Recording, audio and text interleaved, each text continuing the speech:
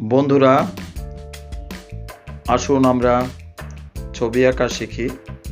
Free hand ভাবে ছবি আঁকবেন। সবসময় ফ্রি হ্যান্ড ভাবে ছবি আঁকার চেষ্টা করবেন। প্রথম হয়তো 2-1 দিন আপনার বুঝতে সমস্যা হবে, পরে দেখবেন খুবই সহজেই আপনি ড্রয়িংটি করে ফেলতে পারবেন। তো বন্ধুরা, একজন রাখাল গরু রেখে